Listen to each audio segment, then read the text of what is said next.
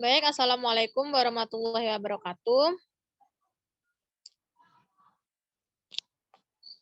Baik, kami di sini dari kelompok 4 akan mempresentasikan hasil dari kerja kelompok kami dengan materi prinsip-prinsip pengembangan kurikulum dengan mata kuliah kurikulum dan pembelajaran dengan dosen pengampu mata kuliah yaitu Dr. Ulfia Rahmi, SPD, MPD. Baik, kami dari kelompok 4 yang beranggotakan Nur Hadinda dengan NIM 21002069, kemudian Ribda Zafira dengan NIM 20003086, kemudian saya Sepaul Ilhami dengan NIM 20003088 dan Sofiatur Rahma dengan NIM 200222028. Baik, di sini kami akan menjelaskan mengenai prinsip-prinsip pengembangan kurikulum. Yang pertama ada prinsip relevansi, yang kedua ada prinsip fleksibilitas, kemudian yang ketiga ada prinsip kontinuitas, yang keempat prinsip efisiensi, dan yang kelima prinsip efektivitas. Baik, materi yang pertama mengenai prinsip relevansi akan dijelaskan oleh Sofiatur. Kepada Sofiatur, dipersilahkan. Baik, saya akan membacakan materi yang pertama yaitu prinsip relevansi. Prinsip relevansi ini jika mengacu pada prinsip relevansi, setidaknya kurikulum harus memperhatikan aspek internal dan eksternal. Secara internal, kurikulum memiliki relevansi antara komponen kurikulum atau tujuan, bahan, strategi, organisasi, dan evaluasi. Sedangkan secara eksternal, komponen itu memiliki relevansi dengan tuntutan sains dan teknologi atau relevansi epistemologis, tuntunan dan potensi siswa atau relevansi psikologis, serta tuntunan dan kebutuhan pengembangan masyarakat atau relevansi sosiologis. Adapun contoh kasus dalam prinsip relevansi ini yaitu tidak relevannya guru mengembangkan materi pelajaran yang menggambarkan kehidupan di kota-kota besar kepada siswa di pedesaan. Dengan ini, kurikulum harus sesuai dengan lingkungan hidup peserta didiknya. Ketika kurikulum tidak mengikuti perkembangan kehidupan dalam menerapkan pembelajarannya, seperti teknologi sebagai sarana pembelajaran yang tidak mengikuti perkembangan akan menghambat para siswa juga untuk berkembang sesuai dengan jalan kehidupannya. Selanjutnya, moderator.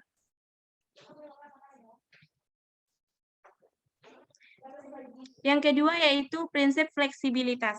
Dalam prinsip fleksibilitas ini dimaksudkan bahwa kurikulum harus memiliki fleksibilitas. Kurikulum yang baik adalah kurikulum yang berisi hal-hal yang solid, tetapi dalam implementasinya dimungkinkan untuk menyesuaikan penyelesaian berdasarkan kondisi regional, waktu dan kemampuan serta latar belakang dari anak. Ada tiga dalam kurikulum dikembangkan secara kaku dalam pembelajaran atau dimensi proses guru hanya menerapkan suatu pendekatan, metode, dan media pembelajaran. Sumber belajar, evaluasi, atau strategi yang kurang cocok terhadap peserta didik.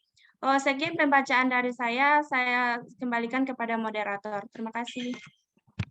Baik, terima kasih kepada Sofiatur atas penjabaran materi yang pertama dan kedua. Selanjutnya akan yang prinsip nomor 3 akan dijelaskan oleh Ribda. Kepada Ribda, dipersilakan. Baiklah, terima kasih kepada moderator. Saya akan menjelaskan tentang prinsip kontinuitas. Makna kontinuitas di sini adalah berhubungan, yaitu adanya nilai keterkaitan antara kurikulum dari berbagai tingkat pendidikan, sehingga tidak terjadi pengulangan atau disharmonisasi bahan pembelajaran yang berakibat jenuh atau membosankan, baik yang mengajarkan atau guru maupun yang belajar. Baiklah, selanjutnya kepada moderator. Baik, terima kasih kepada Rifda atas penjabaran materi yang ketiga. Prinsip yang nomor 4 akan dijelaskan oleh Nur Hadinda. Kepada Nur Hadinda, dipersilakan.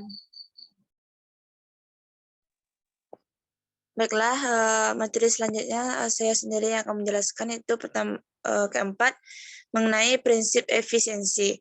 Efisiensi adalah salah satu prinsip yang perlu diperhatikan dalam mengembangkan kurikulum, sehingga apa yang telah direncanakan sesuai dengan tujuan yang ingin dicapai. Jika sebuah program pembelajaran dapat diadakan satu bulan pada satu waktu dan memenuhi semua tujuan yang ditetapkan, itu bukan halangan, sehingga siswa dapat mengimplementasikan program pembelajaran lain karena upaya itu diperlukan agar dalam pengembangan kurikulum dapat memanfaatkan sumber daya pendidikan yang ada secara optimal, cermat, dan tepat sehingga hasil memadai.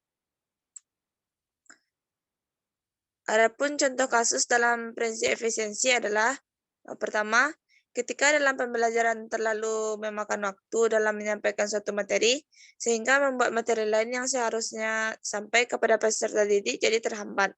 Kedua, dana dan fasilitas yang tersedia tidak dipakai sesuai porsinya, seperti mengeluarkan dana atau menyediakan fasilitas yang tidak begitu diperlukan. Baiklah, saya kembalikan kepada moderator. Baik, terima kasih kepada Nur Hadinda.